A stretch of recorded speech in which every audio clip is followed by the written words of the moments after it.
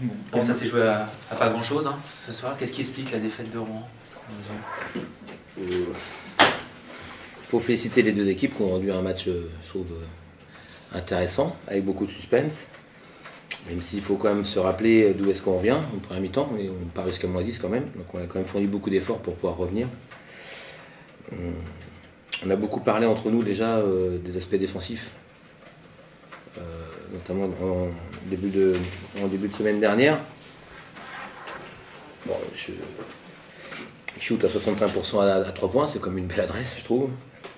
On a été, je trouve, aussi beaucoup sanctionné en première mi-temps, avec 14 fautes à 6. Donc, nous, on a essayé de défendre, on a été sanctionné. Bon, c'est des petits regrets aussi par rapport à ça. Et puis, mine de rien, ils scorent quasiment 20 points à tous les cartons. Et à domicile, c'est pas facile dans ces cas-là de remporter les matchs. Alors, c'est à chaque fois un petit rebond qu'on échappe.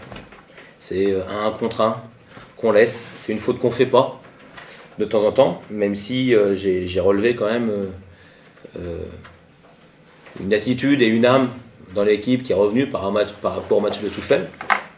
Et puis après, c'est des détails, hein, évidemment. Je veux dire, ça tourne d'un côté, ça tourne de l'autre. Bon, je ne veux pas pointer notre adresse au lancer franc, mais évidemment, on est obligé d'en parler un petit peu. On est à 16 sur 27 lancés, à 59%, évidemment. C'est forcément des choses dont on se rappelle et qui font mal, mais pas que. C'est-à-dire, on peut s'éviter ce genre de pression au lancer franc si on fait des stops un peu plus tôt. Est-ce qu'il n'y avait pas un peu plus d'envie du côté d'Évreux que du côté de Rouen? Vous trouvez? À la fin, oui. Ah ouais, moi je trouve pas. Match, non, moi j'ai pas vu ça en tout cas. C'est pas du tout mon impression. Je pense qu'on voulait tous gagner. Peut-être plus de fraîcheur, peut-être un petit peu, mais c'est tout. Je trouve que les gars se sont battus, ils ont essayé. Il y a quand même des gars qui ont joué plus de 40 minutes. Donc, et en face aussi. Donc, non, je dirais pas de l'envie. Plutôt, je pense, de la lucidité, plutôt que de l'envie. Sur le dernier switch avec Jean-Philippe Daly, on laisse à 3 points. Il y a un Ailo qu'on ne coupe pas aussi. Bon, je ne vais pas vous parler de technique, mais c'est des détails parce qu'on manque de fraîcheur à la fin, mais pas d'envie. J'ai une dernière question concernant Marcus Gomis, qui a fait un match quand même extraordinaire.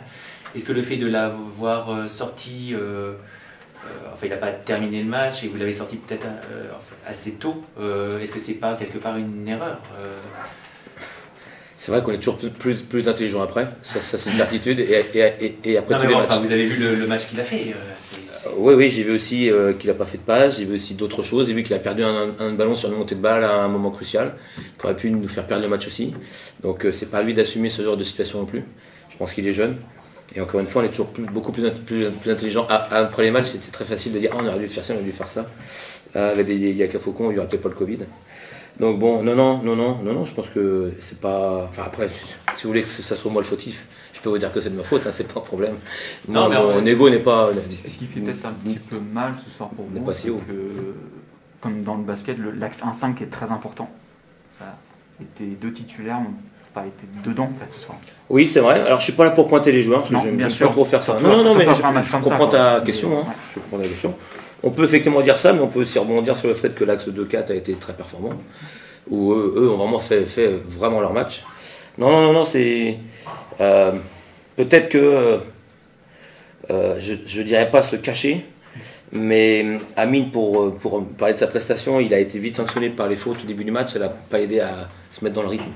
Alors que il startait, donc l'objectif c'était vraiment de le mettre en route, et puis très vite il était très, très sanctionné. Mathis il a voulu faire jouer l'équipe un maximum et il s'est parfois oublié, parfois en pensant trop good to great, il avait un tir, je vais essayer d'en trouver encore un meilleur pour un copain, et ce qui fait qu'à la fin il a peut-être manqué de rythme dans ses tirs, et ça c'est peut-être une déception aussi, mais je ne veux pas pointer du doigt non, bien sûr.